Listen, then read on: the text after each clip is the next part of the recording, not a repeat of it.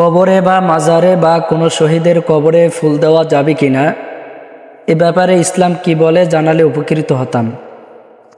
সম্মানিত উপস্থিতি, কবরে বা মাজারে বা কোনো শহীদের কবরে ফুল দেওয়া স্পষ্টভাবে বেদাত।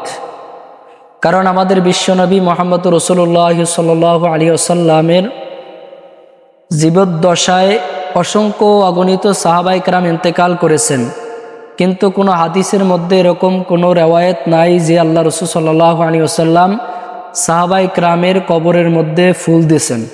কারণ ওই সময় ফুলের কোনো অভাব ছিল না মদিনার মধ্যে, কিন্তু আমাদের বিশ্বনবী কোনো সাহাবীদের কবরে ফুল দেয় নাই। এছাড়াও আমাদের রাসূল সাল্লাল্লাহু আলাইহি ওয়াসাল্লাম যখন ইন্তেকাল করেছেন তখনও মদিনায় অসংখ্য অগণিত সাহাবায়ে কেরাম জীবিত ছিল, কিন্তু আল্লাহ রাসূল সাল্লাল্লাহু আলাইহি ওয়াসাল্লামের ইন্তেকালের পরও আমাদের রাসূল সাল্লাল্লাহু আলাইহি ওয়াসাল্লামের কবরে কোনো সাহাবায়ে কেরাম কোনো ফুল দেন নাই। ওই সময় মদিনায় অসংখ্য অগণিত ফুল ছিল, ফুল দিয়ে আমাদের রসুলের কবরের কেউ সাজান নাই, এমন কোনো রেওয়ায়েত নাই। এছাড়াও খোলাফায়ে রাশিদিন তাদের ইন্তেকালের সময় তাদের কবরে ফুল দেওয়া হয় নাই।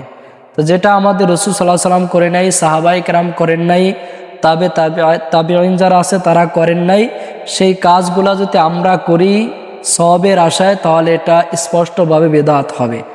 কারণ আল্লাহ রাসূল সাল্লাল্লাহু আলাইহি ওয়াসাল্লাম হাদিসের মধ্যে বলেছেন, মান আহদাসা ফি আমরিনা, যে ব্যক্তি আমার দিনের মধ্যে কোনো আমল তৈরি করলো, হাদা মা লাইসা মিনহু, অথচ সেটা আমার দিনের ব্যাপারে অনুমোদিত নাই, তো ফাহুয়া রদ্দুন, সেটা প্রত্যাখ্যান যোগ্য, সেটাকে অবশ্যই প্রত্যাখ্যান করতে হবে।